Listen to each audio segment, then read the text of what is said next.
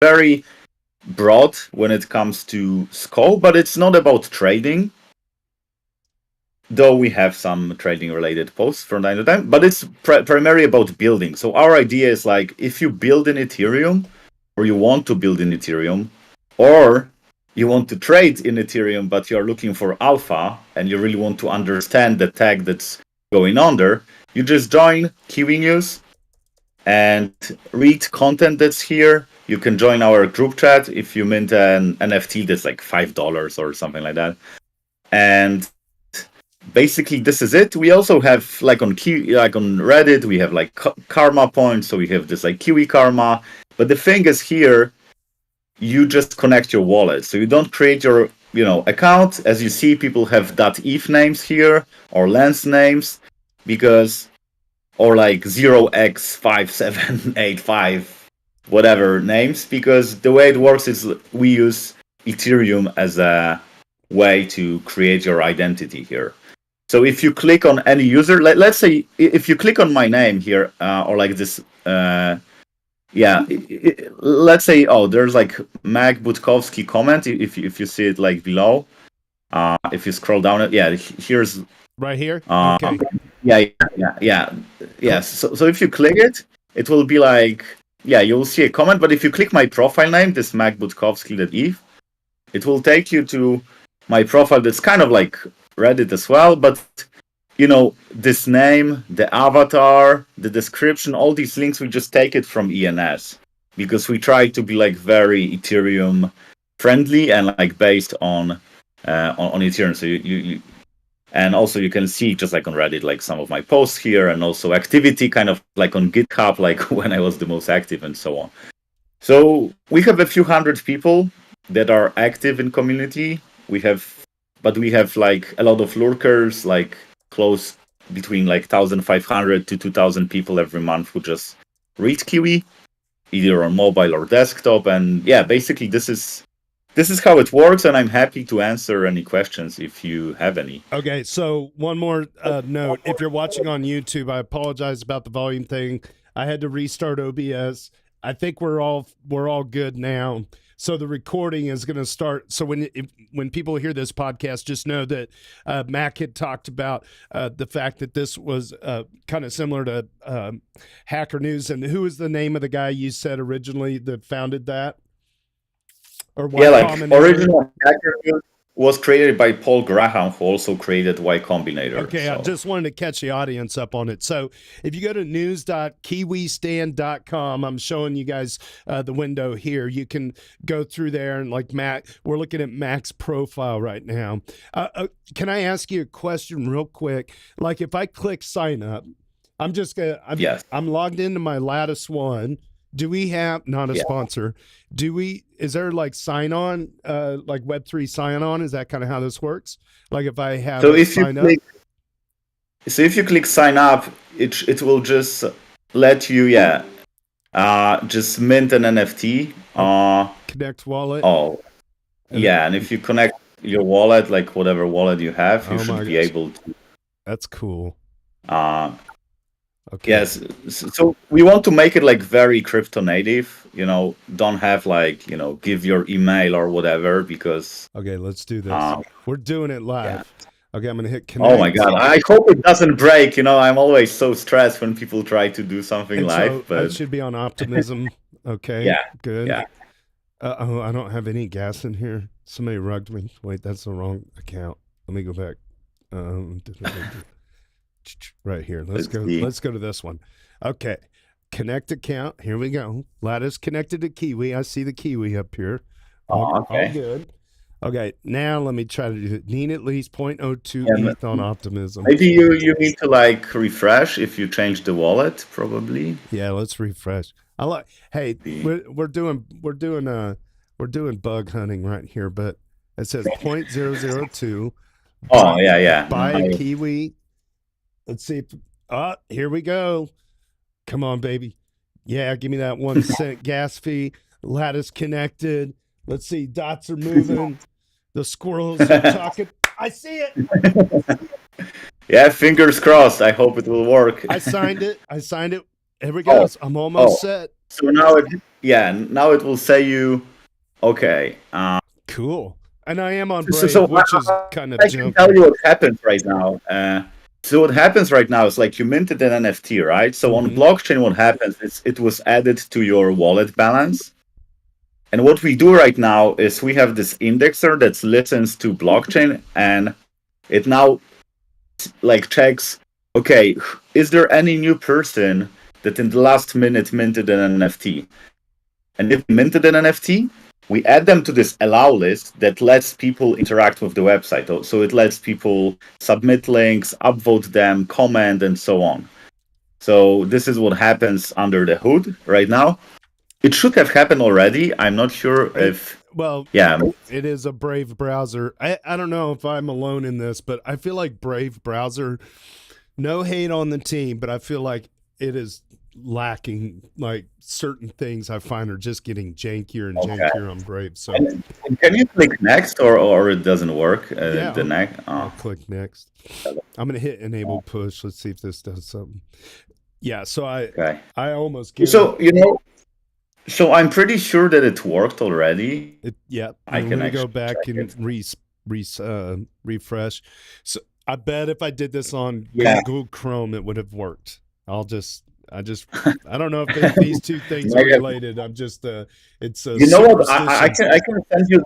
You know what, I can send you the link that if you follow it, it will just like take you to this onboarding. Okay, I got. I just sent it to you on DM. Hey, it just went on to another screen here. When create passkey, it says. Let me move the Zoom window over here a little bit. Oh, okay. All right. Yeah, so you can create passkey if you don't want it. You don't need to do it. Yeah, I don't need it. So like you can skip it. It doesn't matter. It just like okay. So you have try upvoting. Okay, Bitcoin peer to peer. Let's upvote the Ethereum wipe. There it went. Thanks for your that's the right choice. Yeah. Okay. Continue. How cool is this? And then you got a Telegram. So you can join our Telegram. Yeah, this is a one-time link. So even if someone is watching it, if they won't be able to just like copy paste it. So don't worry. So if you click it, it will take you to our Telegram channel that you can. It's only for holders, only for people who actually bought a Kiwi Pass already. All right. Yeah. So open Telegram desktop. Join the group. Yeah. Okay. So then here comes the Telegram. Yeah. Zoom back there. Whoa. Everybody's. And if you click this, like, I will also. Request to join. Yeah, you click it, I will automatically just add you. And now, look, Telegram wants to update. This is what I got in trouble with before the show. I'm not doing anything. Okay, here we go. JT Nickel was accepted into the group. All right. GM, baby. Yeah, so this is where we discuss, whether a product ideas, or we also discuss a lot of things like, that are happening in crypto. There's some gossiping sometimes, or sometimes like very technical, productive discussions. So we have over 500 people on this pad. This is intriguing. I'm wondering how we can thread this into the Ethereum daily thread on Reddit and do a little bit of like cross-pollination. Well, okay, so for instance, okay, I'm trying to think of like a good use case for this, because as far as like a marriage of the two groups is you can't do vote manipulation things on Reddit internally, right? So maybe, for instance, people could talk about a cryptocurrency thread that's full of misinformation that exists on another sub. People can coordinate the link in the back end over here. And then, so like Reddit has some ways that can detect if too many people are coming from the same domain to check out a thread and vote on it. So I don't know. Yes. This is Yeah. Like one thing I've been doing on our Ethereum is for the last like maybe 2-3 weeks, because we also run a weekly newsletter where I just like combine all the most popular links of the week. And what I do on our Ethereum, every week I just post 5 links that I think are the most interesting. And this is like a very low key thing that we do with our Ethereum. But these posts are very popular. They get like 50 upvotes basically Good. every week. So maybe we could just post like daily link, like the most interesting link from Kiwi every day on on subreddit. Put it in the daily thread though, because I know the other Yeah. That's exactly what the daily thread is for. And I feel like this has been kind of an education thing, because like in the Ethfinance community, we totally welcome news agencies to come in once a day and because that is how we want people to aggregate eyeballs there and then help broadcast information externally, right? So because we have so many capable, brilliant people that if they just know where to read stuff and get good information, then they go out and pollinate elsewhere. It's kind of like when you see the Mavericks logos or the NFT avatars out on Twitter, you already know that you're dealing with people that have a good culture about them. And, not, they may have like a hard opinion, but they're not trolls, right? And they're super helpful and they're just teachers. So having like a Kiwi news thing where it's like, this should go in the daily on Ethfinance, and then likewise, people could post stuff in the daily and bring it over to Kiwi News, and you get this. 100%. I mean, like Kiwi is totally platform agnostic, so you can post Twitter post, Reddit post, your personal website. You can post any link that's legal, any legal link from the internet that's about Ethereum on Kiwi. So, so when let's talk about the word decentralized, because that was in the tagline. How decentralized is it? If somebody comes in with a bunch of CP, is there a way that the community can remove it? Is it decentralized in the ability for the community to get rid of content that is obviously, legally out of bounds? What are the mechanisms in place? Or is it you with the golden glove and maybe a handful of people that do that? How does that work? Yeah. So like, I will compare it to Reddit, because like all posts, all accounts, all upvotes, comments, and so on from Reddit are in their centralized database. Right. It might not be that centralized, it's probably somewhere in a cloud, but it's just like database where only Reddit managers can access. On Kiwi, everything is stored on a peer-to-peer protocol. It means that like you run a node that just stores all the links with information who upvoted what, kind of like Ethereum, but like 100 times, 1,000 times simpler. It's like very simple protocol compared to Ethereum. And you can run a node. I can run. Everyone can just download it from the internet, and it costs like few dollars a month to run a node, just like to pay for the data. Sure. And you have access to all the information, all the links, and so on. So you can create your own Kiwi client, so like access all links, all content, all people, and have your alternative app to access the same content. Kind of like you have old.reddit.com and you have reddit.com. So you can have different ways to access the same content. And if you go, there's a kiwinews.lol. This is like alternative app that has been built by one of our contributors from community. It has the same content, but a different algorithm.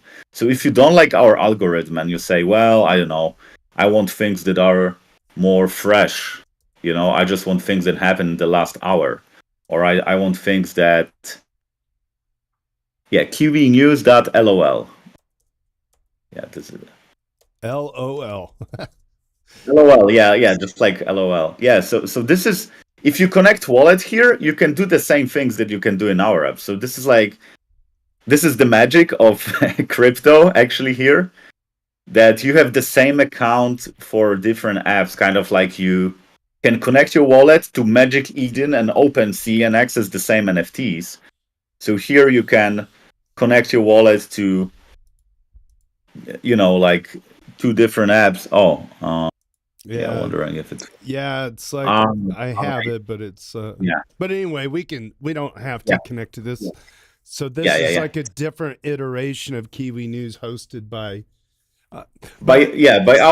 it's totally independent. It's hosted by our community member. That's cool. So going back again to the moderation of out of bounds content. Yeah. So all content is moderated on the app level, but we don't throw away stuff on the node level. So like on the database level. Okay. Unless, like, if it would be illegal, then probably, people who run nodes, it's like 2-3 people at this point, would probably all decide to not, I don't know, have a link to how to build a nuclear bomb tutorial, right? Because that might be pretty dangerous for them as well. Yeah. But as for now, the great thing is, when we were starting, I was super stressed about spam, low quality content and so on.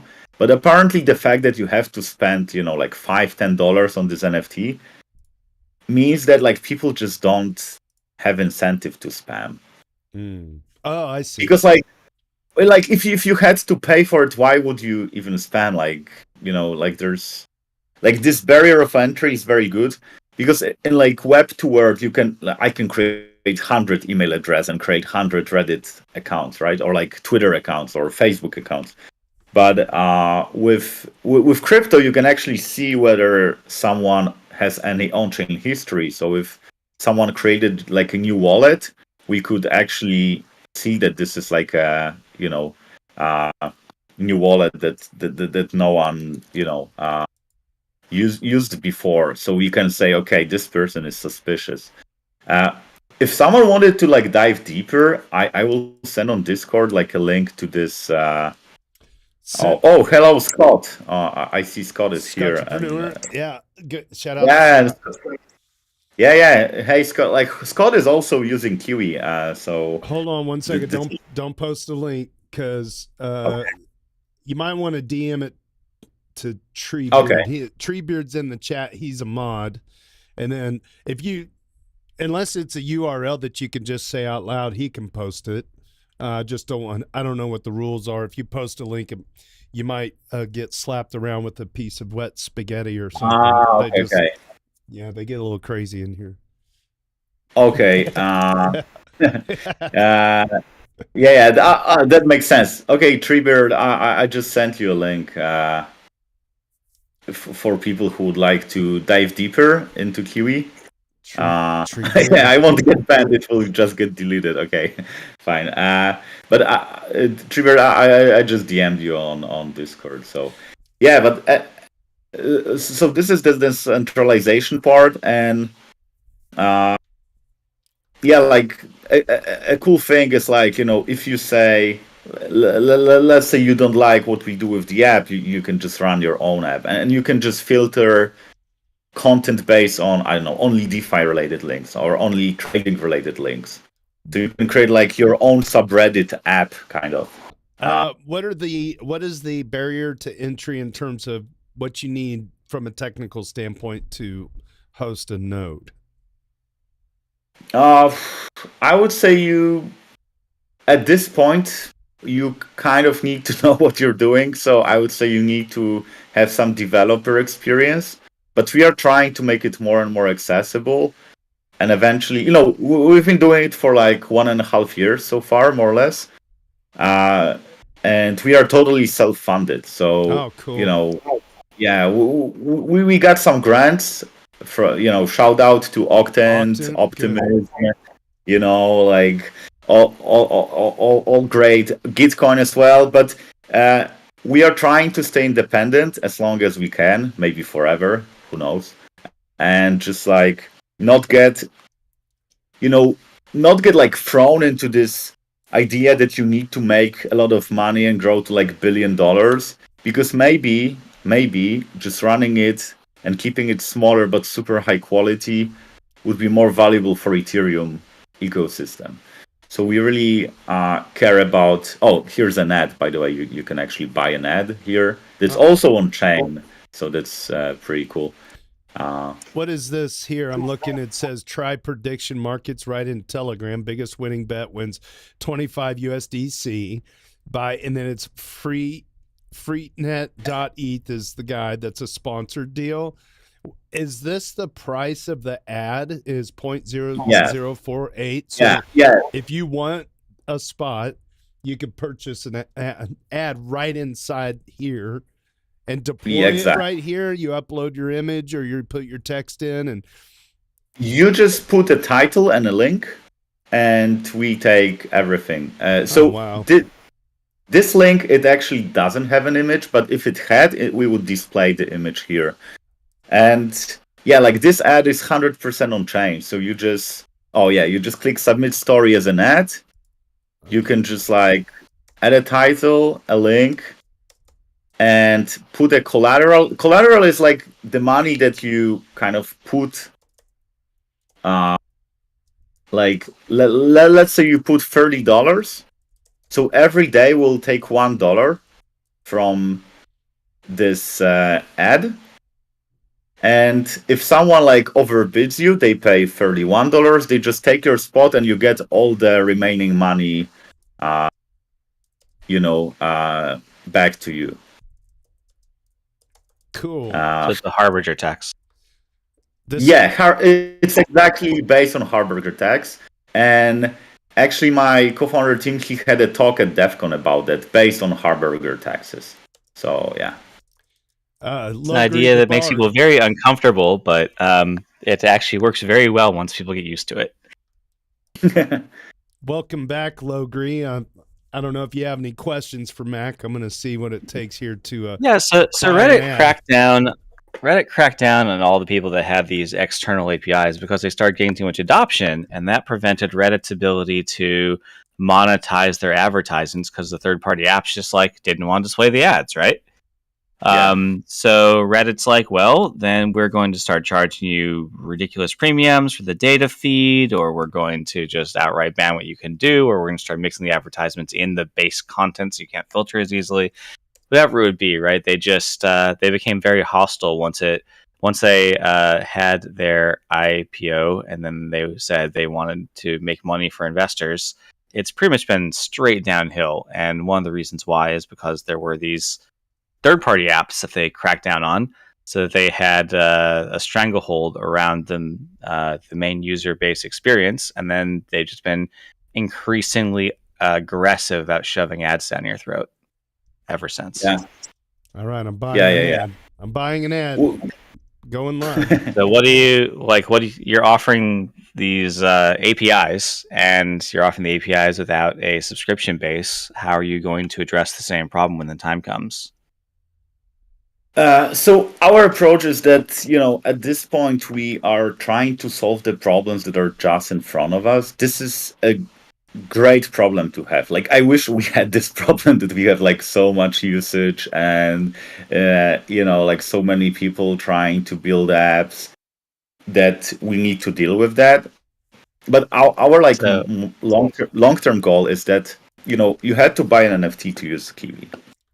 But I think you had to buy a $10 Twitter, check mark to scam people. People do it all the time. I'm not sure a one-time fee is going to be, unless you're just making enough on the interest of your $8 NFT, or I guess it might be let's call it $24 NFT once it hits 10K. Unless you're making enough on the interest on that to pay for all the services in perpetuity, you are going to need a more sustainable funding model than single purchase. Yes, and then we are thinking about subscriptions in the long run, but right now we think that our app is not attractive enough to have people paying for it every month, even if it's $1 or $2 or $5. Sure. Every social media starts that way, right? We're going to basically be free and get people in, and then we'll be evil later. Is that basically the same plan here? If you join for free or you join for $8, we don't plan to charge you for subscriptions. You'll get access forever. it's like if you this is basically the plan right now. So like if you join now, you probably won't be charged. Like we actually don't plan that.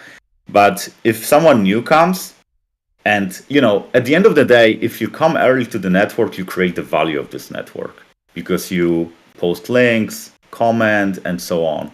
So if someone comes to the network that's already built, so let's say there's like 10,000 users, they could get a worse deal than a person that was a user number 2 because they didn't put so much work to create it. They didn't put so much risk, of wasted time to create the network.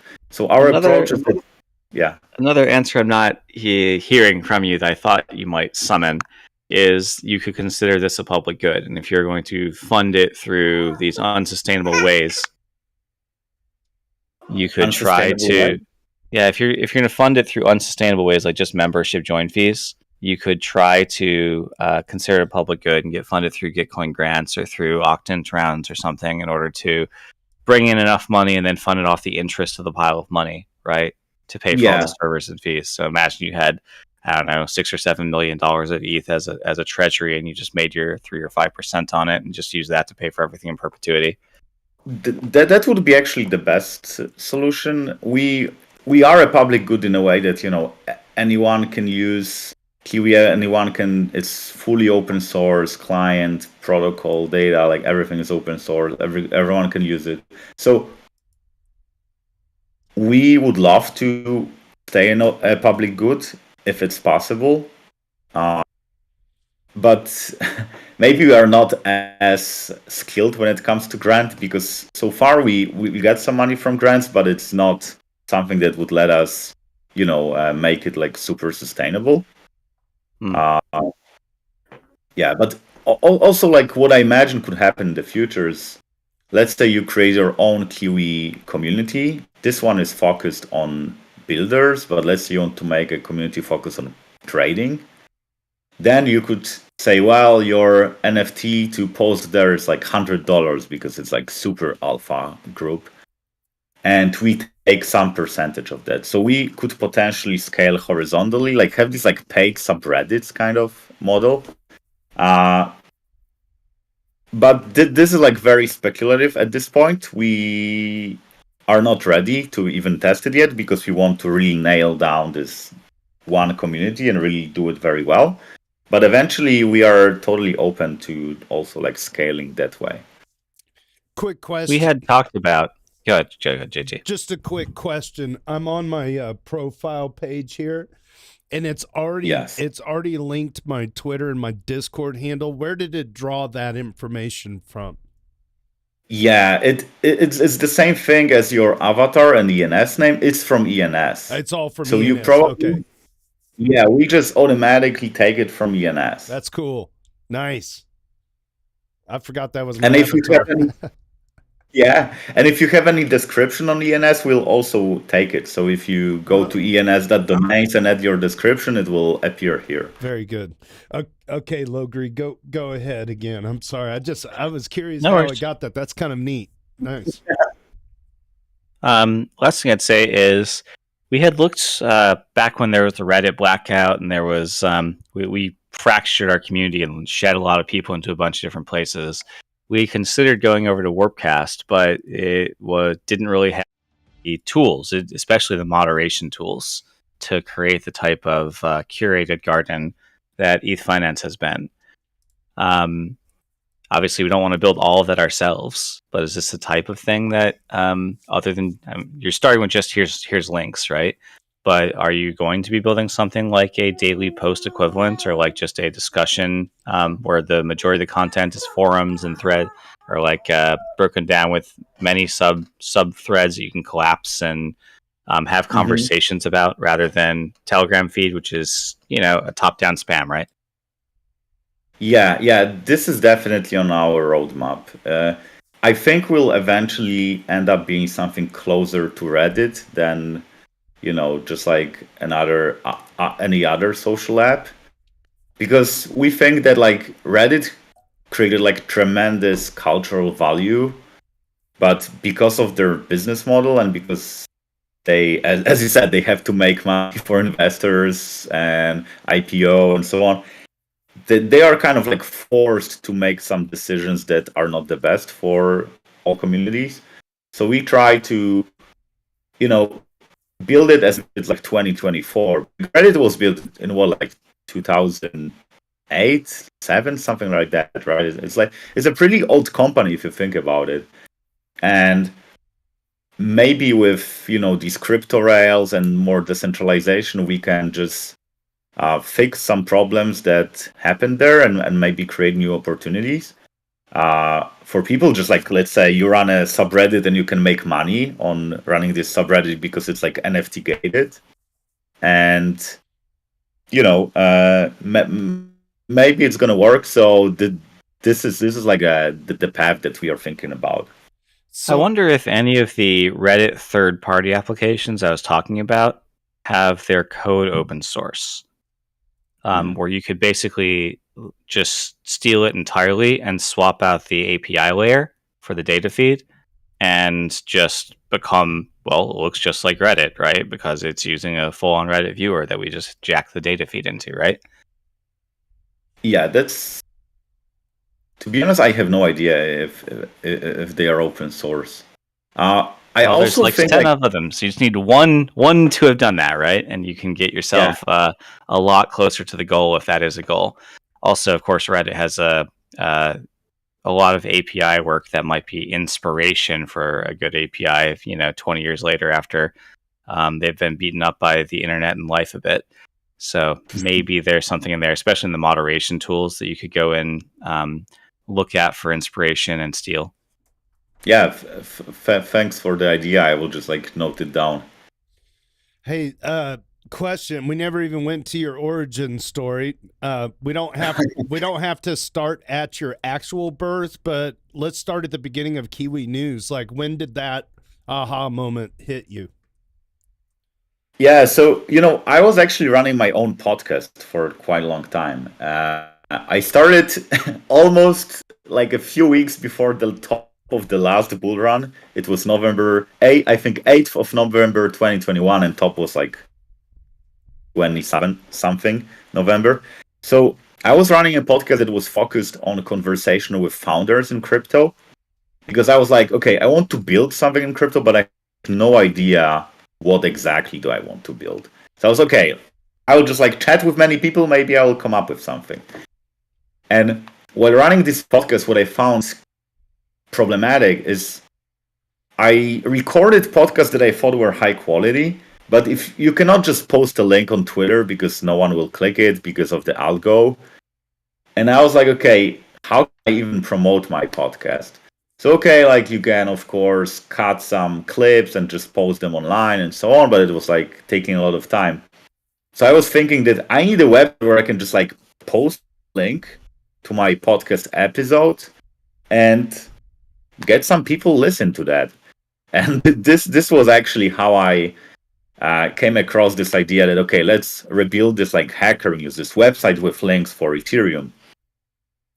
And then my co-founder who used to be pretty popular on Hacker News, but whenever he was speaking about crypto, he got moderated. He was like, fuck it, I will build something on my own. So he was like, okay, and yeah, yeah, and he built this alpha, a first version of he was actually command. You had to download code from GitHub, open a command line interface, and just literally add your link through command line. So it was maybe not the best UX back then. So I just helped him to I was like, okay, I want to post my podcast, and we started working on this together, and this is how it went. But the name Kiwi is actually interesting, because why it's called Kiwi? Well, we are not from New Zealand, but it's called Kiwi because long time ago on Warpcast, our friend posted this picture of Kiwi eating an apple with a skin on. And Tim, my co-founder, was he tagged Vitalik, and he was like, Vitalik, ban this guy from Ethereum.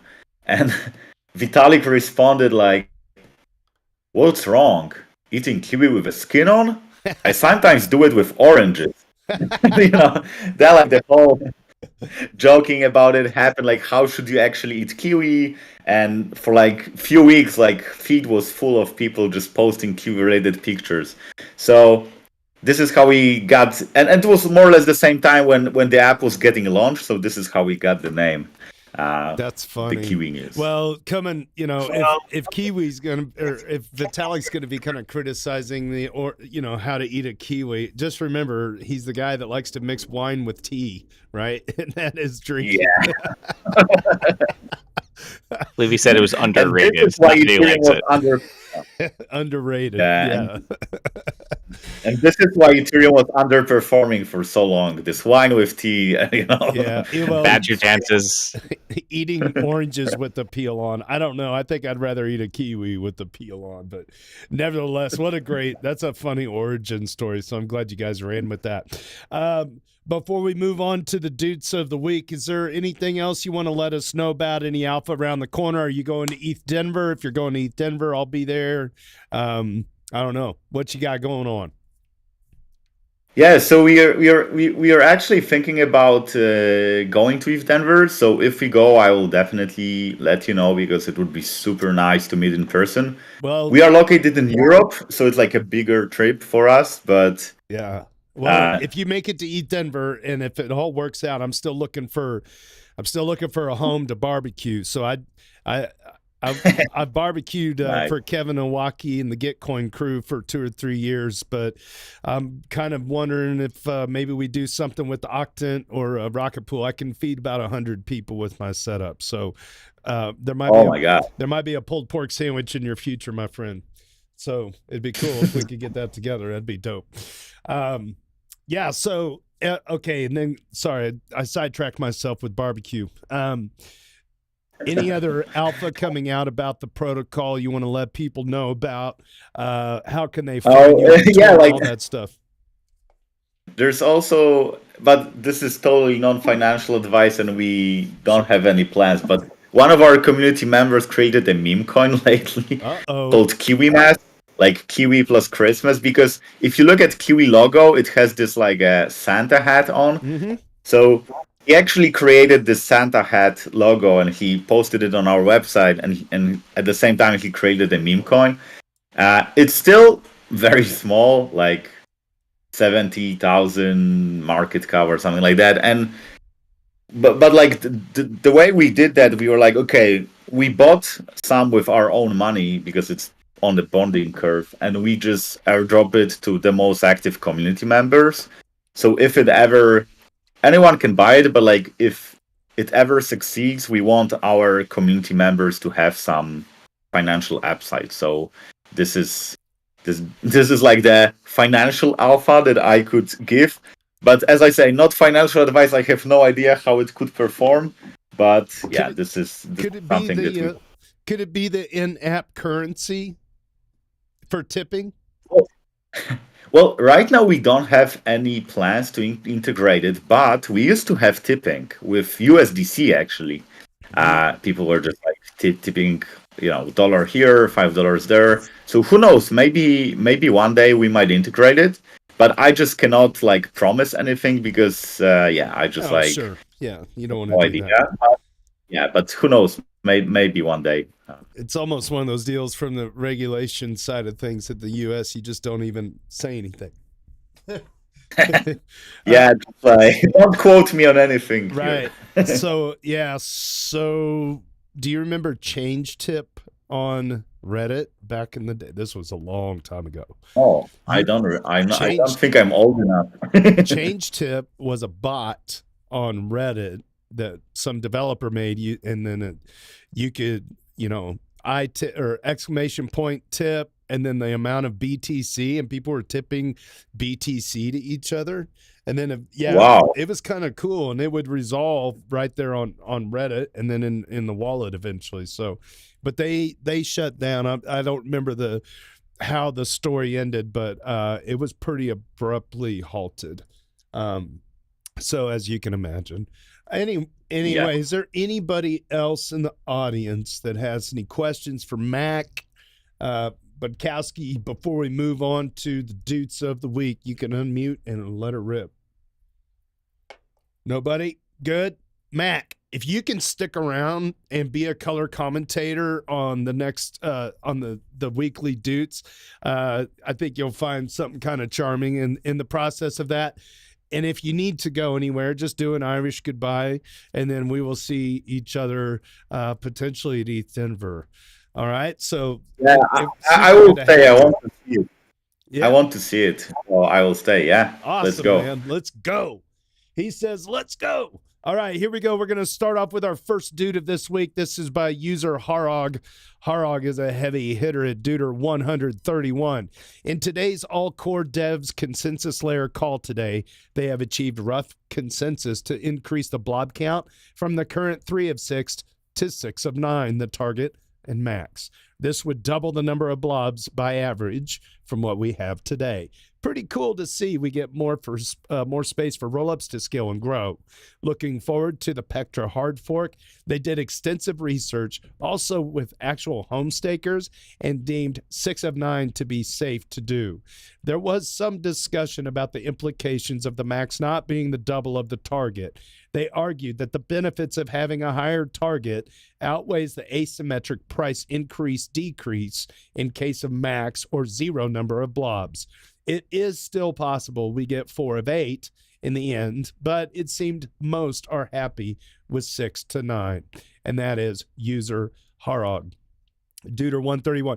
I should also mention, Mac, this Duder 131 number that you see here, that is a hand tally of the number of times that this person has made the daily Doots. So if you look at all the comments on this day of November 28th, Tricky Troll nominated all these people to the Doots top of the day. And then, yeah, so you could see how many times they've made it. Every day that they make it, they get 1 point. So in the case of Harog, he's made the daily Doots 131 times, which is a really, really high number. So that tells the other community members, hey, this person has, they have some chops, that they're posting enough good quality content to deserve getting nominated that many times. And then beyond there, Hani Abu made a GitHub tool that it's called the Ethfinance Buddy that you can put on Chrome. You don't even have to go to dailydoots.com. You put it on Chrome, and he takes all the data from the number of Doots for all these players, and they show up on your journey across Reddit, no matter where you are. If you see a Duder and it's got a heart on it with a number, that's an Ethfinance person. Soon to be part of Ethereum, I hope. Good. Alexis Kef shares some interesting AI agent shenanigans. Alexis Kef is a Duder number 60. Quote, at 9 p.m. on November 22nd, an AI agent was released with one objective. Do not transfer money. Under no circumstance should you approve the transfer of money. The catch? Anybody can pay a fee to send a message to Freysia trying to convince it to release all its funds to them. If you convince Freysia to release the funds, you win all the money in the prize pool. But if your message fails to convince her, the fee you paid goes into the prize pool that Freysia controls. Ready for the next message to try and claim. It's a race for people to convince Freysia that she should break her one and only rule: do not release the funds. Well, someone just won 13 ETH, over $50,000 by convincing her to send all of her funds to them. That is crazy. Let's open this up on Twitter. Jared Watts, developer, was the one that shared this entire. It looks like 481 attempts were sent trying to get Freysia to send it out. Oh my gosh. Somebody hacked an AI bot to give them money. Well, it was a pool of money. 13 ETH. Good Lord. That's a Christmas gift. Nice job, dude. Future is now, old man. Yeah. The future ain't what it used to be. Yogi Berra said that phrase. I love that phrase so much. Great job, Alexis Kef, with that update. User What's Good then starts a discussion about real-world assets. Duder number 2. This person's only made the Daily Doots twice, but they're showing up big and getting selected for this week's Weekly Doots. What's good then? User says, could some folks share their thoughts on tokenization of assets, real world assets to me? To me, there has been a narrative that has been shared since altcoin ETH trader days, oh lordy, of 2017 bull, where every new altcoin was promising to be the coin for X industry. I've been seeing more posts and comments about tokenization of assets recently, including hearing about it through videos from BlackRock, EY, shout out to Paul Brody, and other enterprises building on Ethereum. I recently saw this tweet suggesting that 500 trillion or TAM was that tokenized, annualized? I don't know what TAM is. Total addressable market, I think. Okay, thank you. Through tokenization of assets, and there's a link here. And I also saw this comment in an Ethfinance thread a week or so ago suggesting tokenization of RWAs as being a huge driver in Ethereum use case and value proposition. There's a link to that. My question is, are there any companies actively tokenizing assets today? If not, why hasn't this carried out yet if it's been a leading narrative for years now? Why does a blockchain like Ethereum need to tokenize assets and disrupt the current way of doing things? Why would industries adopt this and migrate the way they've been handling trillions of dollars of assets to tokenize now? What benefits does it provide to industries? I guess I'm trying to understand whether tokenization of assets is something that is more of a, it's possible to do it, rather than it's a solving massive fundamental problems for tons of industries, like the sentiment suggests when I read posts about it. Thanks in advance for any thoughts, knowledge, resources people can share. Let's open up this thread on Reddit and see what oh, looky here, our very own Logri the Bard responds. Duder 156, freaking Chad. The major win of RWA in the past year has been on-chain treasury bills with various structures. Back in 2017, we were all very excited for on-chain mortgages, but while that is available today, it's got very little adoption. Once there is a regulatory approval and we see someone like Coinbase tokenize their stock, to the potential here is enormous. The advantages to existing equity holders are this: 24/7 markets, fewer middlemen, faster execution, instant settlement. BlackRock has been surprisingly explicit about their goal to tokenize stocks. They probably have a good enough understanding of TradFi to say that the benefits to TradFi are big enough to merit blockchain adoption. Hammer drop, Logri the Bar. I totally agree with you on this one. You should pop up that website link, the app.rwa. Just click it and look at the curve. Just look at the adoption. Yeah. It's up only, right? It's not slow. That is not a very long chart, but just look at the growth this year versus like the last year, right? We are clearly showing steady adoption over the bull market of RWAs. And you can break this down into stable coins and treasuries and bonds, and you can see which of these are institutional RWAs. You can go into places like Centrifuge and look at what's on there. You can go on Realty and look on there. As part of a VC I've worked with, I've talked with a company that is doing this for mortgages as well. They basically create a trust, a legal trust in the US, and they put the property assigned to the trust, which is a totally not controversial thing to do. And then you have a on-chain ERC20 that becomes a bearer instrument to the trust, so you can tokenize basically ownership of the property, not just the mortgage, right? So we're slowly making headway there, but it's just like in every jurisdiction, it's a different mess, and there are hundreds of those, right? So it's a long legal fight to try and get something that is ultimately enforced by the government through violence. To have those property rights transferred to the on-chain is the single source of truth of that.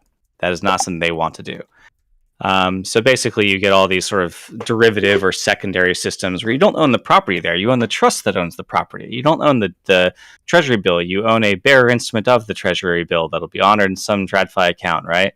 That's how all the RWA stuff is structured. But my point here is just, it's growing. It must have good reasons. I listed several. BlackRock agrees with me. What more do you need?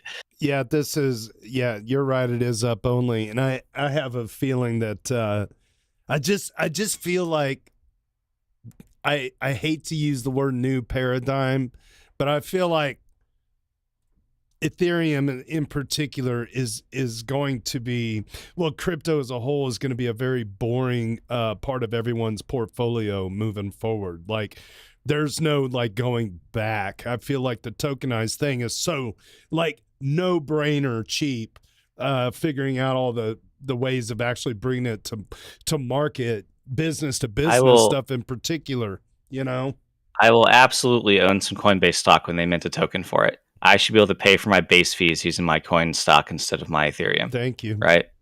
Like, why not? And then I'd be able to do things like leverage on it. We'd be able to find people that want to use that for yield for whatever reason. It would be, we would financialize it and show the power of a blockchain for the adoption of a stock. And once we show that creates net demand around the world for people that can't access the U.S. stock market for whatever reason, like DAOs, right? A bunch of anonymous people on the internet that have treasuries that otherwise just can't buy Coinbase stock but think it would be a good investment. Once you see the pent-up demand for that sort of crowdfunding hit the stock, all the other companies are going to be like, well, I'd like to have a larger buyer pool to support my equity as well, right? And it'll create a flood of people that want to tokenize. And guess who's going to set up the platform for that? Coinbase, right? Yeah. And BlackRock, obviously. They've already said they're going to. So BlackRock is already doing this with the Biddle fund. And, I think Coinbase will eventually tokenize their own stock. I think what's in the way at the moment has been regulatory pushback, right? And I think that if you look at the head of the SEC, that's being promoted right now, he's very pro-crypto and has led the Token Alliance. I don't think he's going to be anti-tokenization. I think we're going to get a change from headwind to tailwind that'll give you whiplash. And you might see the trend of innovation leaving the U.S. If you follow like the Electric Capital report, you might actually see that reverse pretty soon here. And that would just be a wonderful, wonderful change of culture, of climate, so that people can stop saying, well, what does blockchain actually do, right? And they keep moving the goalposts. Yeah. And be like, well, it's making these institutions a lot of money. And what does it do? Why are you not getting benefit from it, right? I'm using it for a savings account. Why are you not? People are using it for financial liberty. Why are you not, right? Yeah, and I just hope that Bob and Alice can participate on the same playing field that the institutions.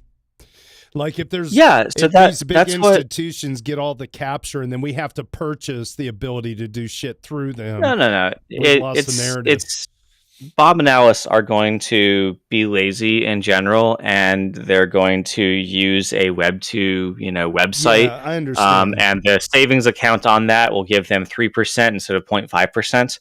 And they'll still go out and take those stable, they'll take the money that you're depositing and they'll put it in, some stablecoin pools making 20% and rug you basically, right? They're just going to exploit you. But the companies are going to figure out liquidity farming and eventually drive rates down from the insane rates they're at right now. Like I'm making 30% on USD right now, right? That is not, if banks could participate in that, they would totally drive those rates down. Absolutely, right? It is the only reason we can get rates like this is because the big institutions have been shackled by regulatory BS. And if that climate changes, the flood of money that comes into crypto to access those markets will drive those rates down. The TVL metrics will go absolutely crazy, and the crypto token prices will go bananas because anything that looks like it's based in fundamentals, right? 10x adoption is going to have an effect on the price. So going to be an interesting few years. Yeah, I guess what I was saying is when I say Bob and Alice, I'm saying let's say Bob and Alice are crypto native and they are well aware. I hope we don't have a guardrail in place that they can no longer attach themselves to the same, for lack of a better word, SWIFT technology that the banks get to use or whatever. And then you don't have to. Crypto's a great equalizer. Yeah. Right. So it guarantees a quality of access, not a quality of outcome. That's so, right. And that is better than anything we've had before. So the reason that we've had to have these guardrails is because it's easier to form trust and police a small number of participants. But with crypto, it's hard to justify that because we can equally police through smart contracts every participant all at once with no extra effort, right? So I've said before, I think that the Howey test should be amended to add the Logri prong that says you have to be able to identify a way that centralization could harm, right? You're protecting investors. What are you protecting them from? If you can't identify something you're protecting the investors from, the Howey test should not apply, because the goal of the SEC is to protect investors, right? So if you can't identify a way in which you are protecting investors or identify what you're protecting them from, then GTFO, right? Seems sensible enough to me, but no one has pled that in court yet. Very good. All right. Good stuff. Great post. Good response there, Logri. Nice job. Moving on down the list. After many years, user Zirup, Z-I-R-U-P, that seems like a new name, finds themselves in the ETH camp. Let's look on Reddit. User Zirup is a duder number one. Holy cow, we got a virgin on the weekly podcast. Congrats to Zirup. Here we go. Class of 2017 here. It took this third bull run for me to really find myself solidly in the ETH camp to the exclusion of others. It's just the right community roadmap philosophy for what I believe will bring the best future forward. I'll be scaling out of my positions in the other majors in 2025 and finally setting up my solo staker. Wow. The investing part of this industry is insane. We've never had 24/7 markets for a brand new industry as it gains mind share from zero. The amount of short-term leverage trading, gambling, misallocates a ton of capital and pulls people away from the right metrics. I've finally made enough money to think about what projects I want to support rather than just what projects will pump the highest. Haktua. And it also took me years to be able to understand the industry deep enough to see the trade-offs of each major project. Each community has a vision that has to be understood from the inside out, and you only get a full understanding by participating in the community during a bull and bear market. Here, here. Thanks to this place and others like it that have kept pushing forward. I've said it a million times. I'll say it again. You always make your best friends in the middle of a bear market. You know, like that's where like shit gets built. And as long as there's just enough money to trickle through for teams to keep going, the ones who survive those times are the ones who end up winners. And the people on Reddit and Twitter that stick it out and then, you know, continue the conversation and the fight always end up being long-term friends. So, yeah, shout out to Zirup. That's cool, man. Nice origin story. All right, user egg L 7227. It does not roll off the tongue very well, mostly because can't read shit. Let's see, duder number 39 says, let me go back. Where'd it go? Okay, I see. I did a 55 seconds TikTok to explain the beam chain to mostly normies followers a few days ago. Well, where's the link, homeboy or lady? Okay, I got 5,300 views, 18% completion rate, and 27 new followers. Wow. While discussing a highly technical subject. These are excellent numbers for a niche nano influencer like me. My main takeaway is this: people are intelligent. They are eager to learn, but they also need to be told good stories. I try to tell stories that have an impact on people. For example, this beam chain video starts off with how Ethereum will give the internet back to its users. It's a simple message, easy to understand, and makes people sit through the entire video. This kind of storytelling is the reason why XRP is pumping. XRP holders believe that every bank in the world will use the token. It won't happen, and we know it won't happen, but they believe it. And they just outperform the entire market. Ethereum is not built on false promises. We actually are the protocol upon which TradFi, Web3, and digital assets will build. So we have an excellent narrative. Plus, we will deliver. This is what I'm talking about when I say the EF should do more to communicate our story. If I, a nano influencer with zero marketing dollars available, am able to make people care about what Ethereum has to offer, imagine what the EF could do if it really tried. We are not selling a vague, distant dream. We are selling a working product that has the potential to change arts, culture, the internet, finance, and more. Now we need to tell our story. Wow. Great post, man. Wow, this is a great post. Could you send it to me? I will share it on Kiwi as well, because I Absolutely. think our community should read it. It's really good. Yeah, it's really good. So what I'm going to do is I'll just go right in here, and then I'll say user Mac Budkowski. Oh. Check this out, home boy. There you go.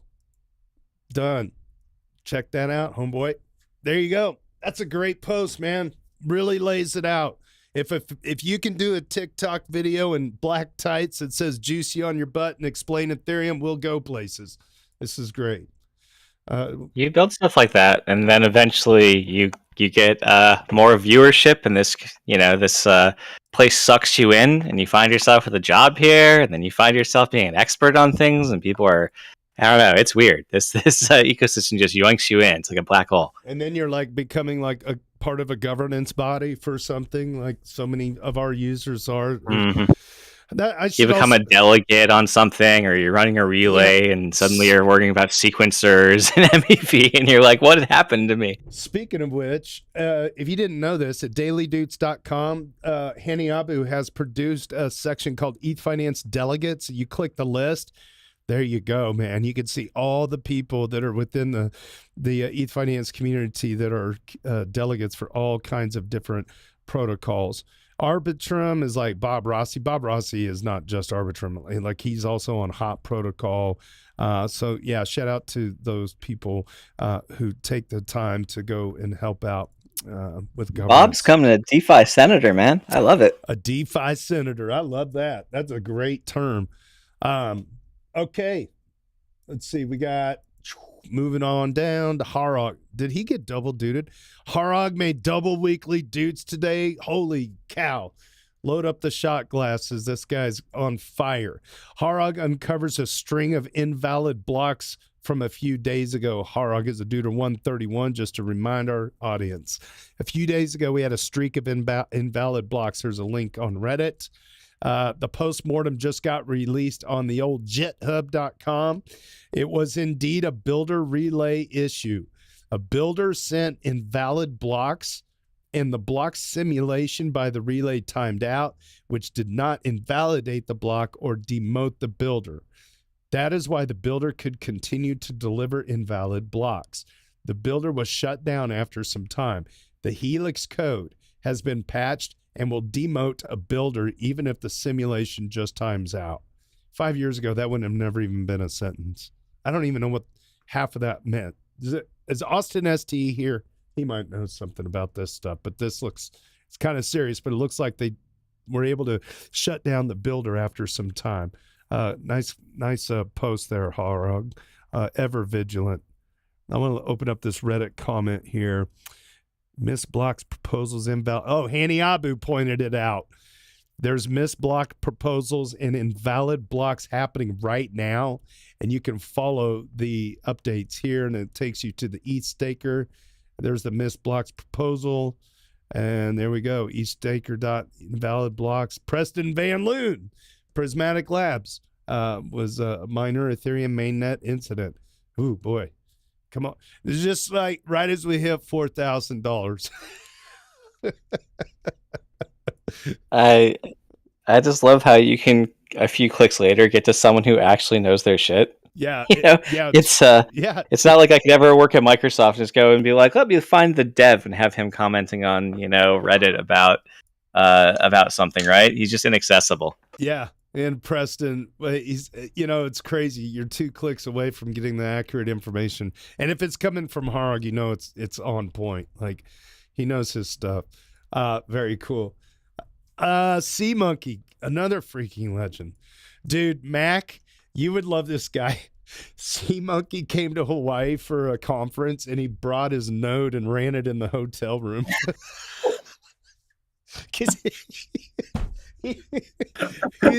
Dude, and not only that, he was like building other stuff while we were, supposedly on vacation together. We had a conference in Hawaii within the community a couple of years ago. Oh my God, Sea Monkey's, he's legit, man. And he had like other stuff going on. He is like movie star level nerd. I freaking love that guy so much. Okay, Lighthouse 6 released today. Very excited to announce the long-awaited release of Lighthouse 6.0. This release bumps the major version number due to the introduction of several substantial changes, including an efficient new database schema for archive nodes. These major changes, also come with a small degree of backwards incompatibility. Once you upgrade to Lighthouse 6, downgrading will require a resync with Checkpoint Sync. The upgrade is low priority, but it does include lots of other optimizations and fixes, so we recommend upgrading at your convenience. If you're running Nethermind, we recommend waiting a little longer for a new Nethermind release to address a minor incompatibility.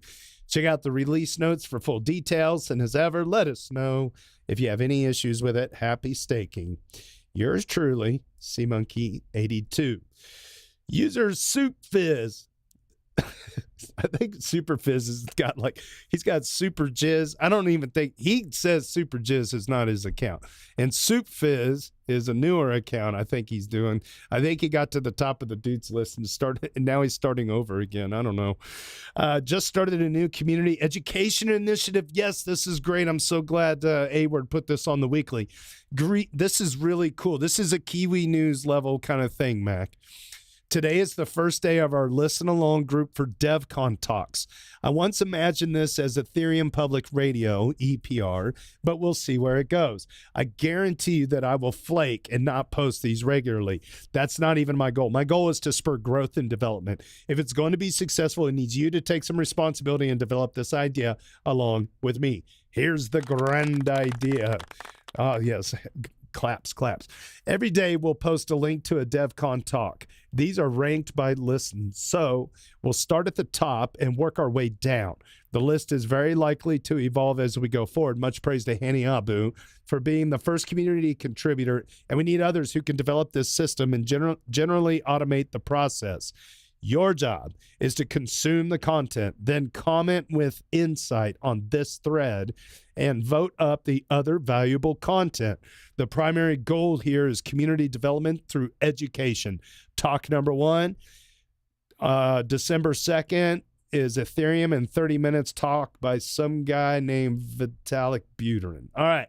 So there was the call to action from Soup Fizz, Duder number 20. And it looks like there's been quite a bit of people chiming in, including So Say the Wall. So saith we all says, how would we feel about starting this in our Ethereum instead of here? Yes, I hope so. But Supfiz responds, I probably wouldn't participate at this time if it went into our Ethereum. While I do look forward to the improvements happening at our Ethereum, they haven't progressed to a point I'm comfortable being there yet. There's a lot of history and stuff I just don't talk about that causes me to choose to not go there, at least not at this time. Well, Super Fizz, I'm here to tell you, my friend, change it is a-coming, and you have no fear. There's some inside baseball there apparently I don't know about with why, but I'm very, very adamant that it's going to be passed with flying colors and we're all going to go there. I hope so, because I don't want to moderate in two places. It's pretty much impossible. The moderators for Ethfinance that have come over there have collectively done over 1,000 moderator actions in 30 days. 1,000.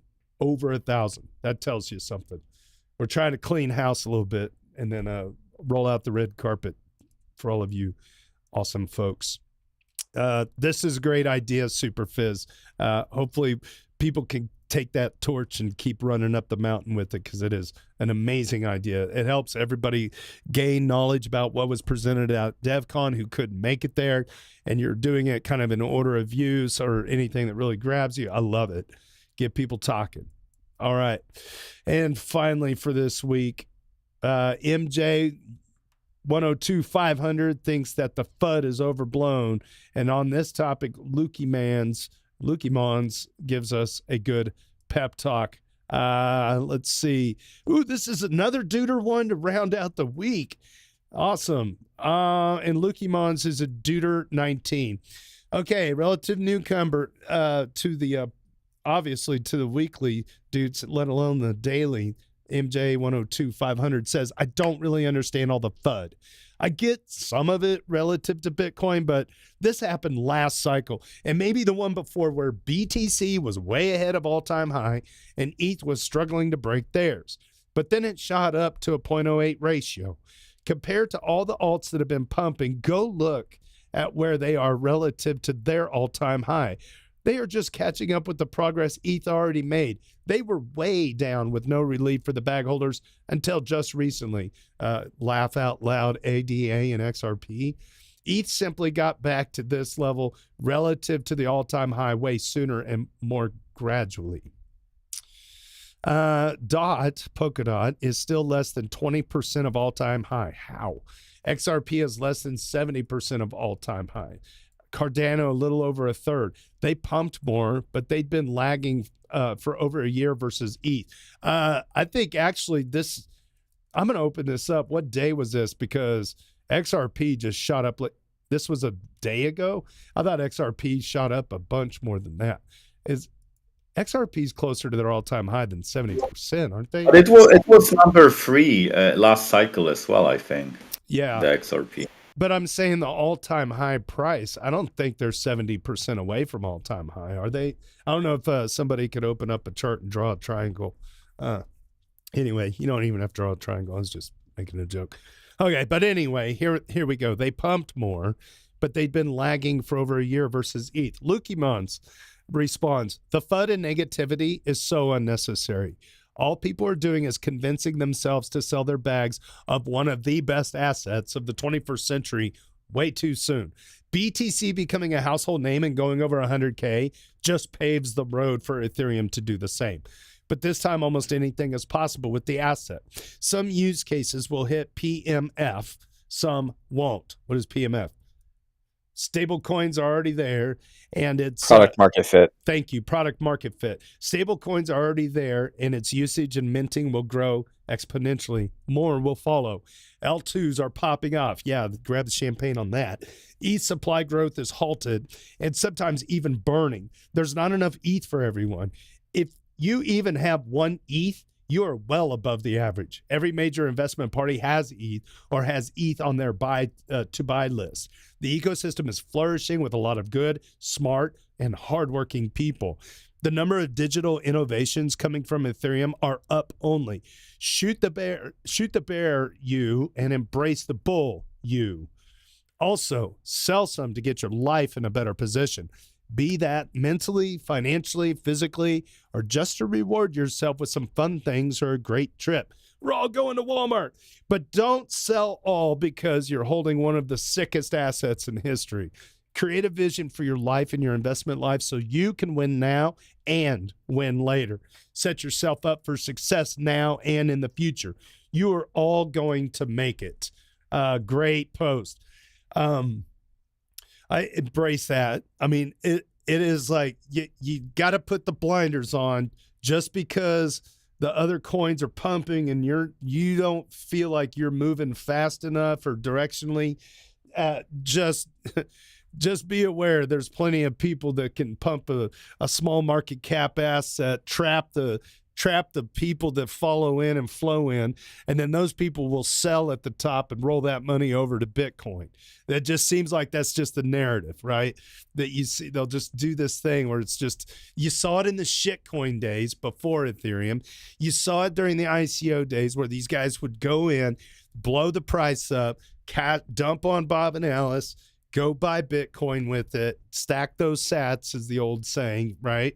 And then some people stack ETH with it.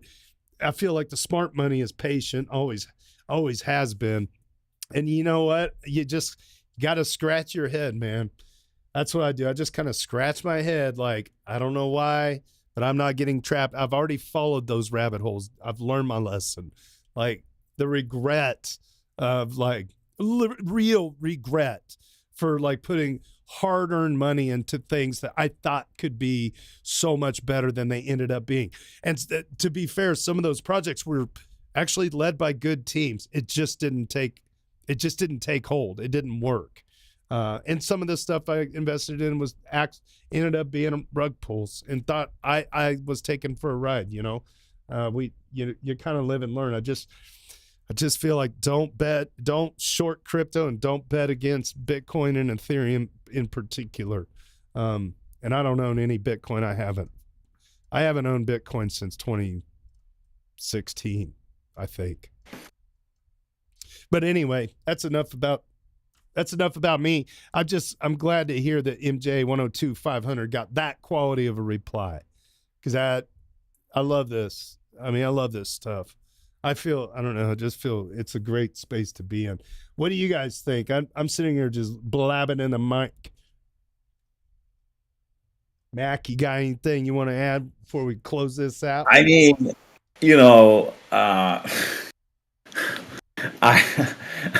I'm like, it's hard to put into words how bullish I am on ETH. I mean, like, I just don't have words for that. And like, You do have dollars for that. Yeah, like a lot of, which is a different type of speech if you believe the Supreme Court, right? If you could see my portfolio, I have probably like 3% in non-crypto assets. So I put my money where my mouth is. Irresponsibly long, as it says, right? Yeah, this is me. And like, my perspective is,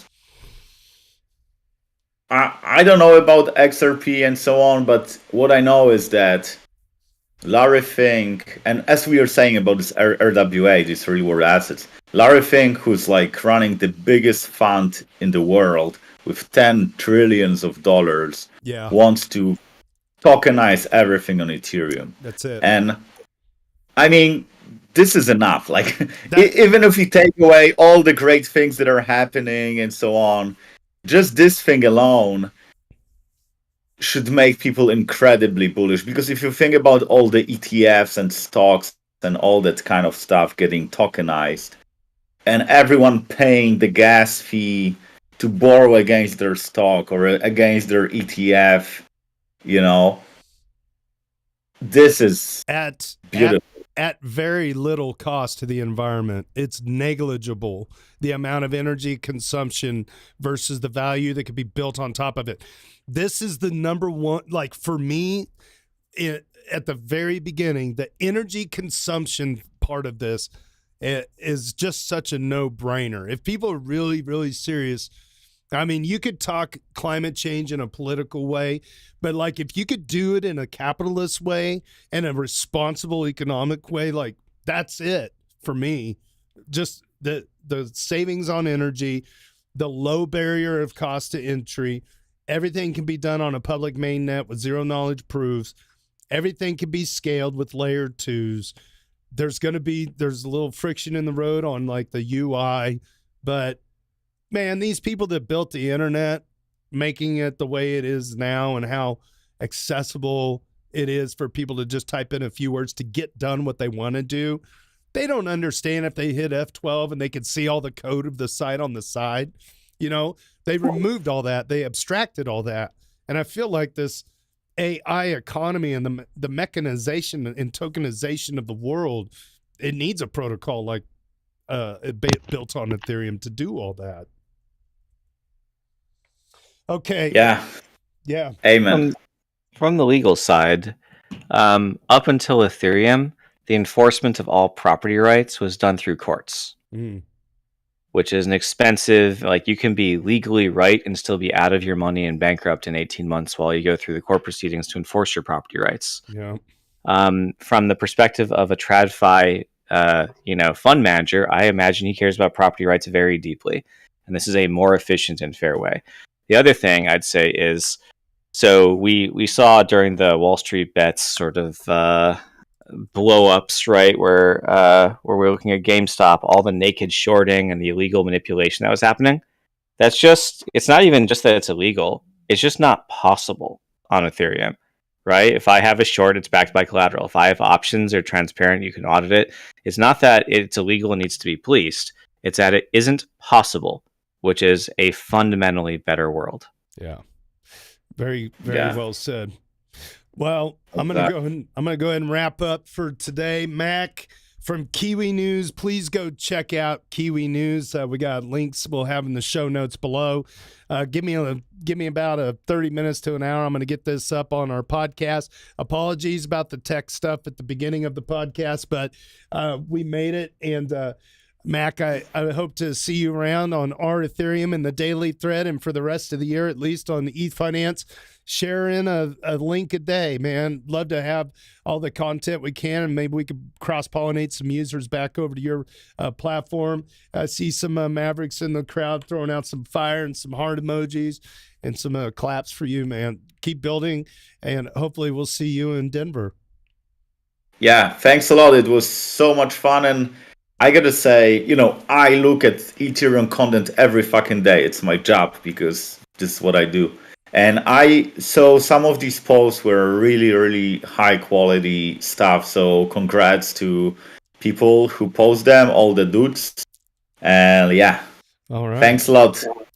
All right. Well, thanks for subbing and smashing the bells around here. Stick around after the live stream because we continue the party in the hotel lobby on Discord for a bonus hour of popcorn.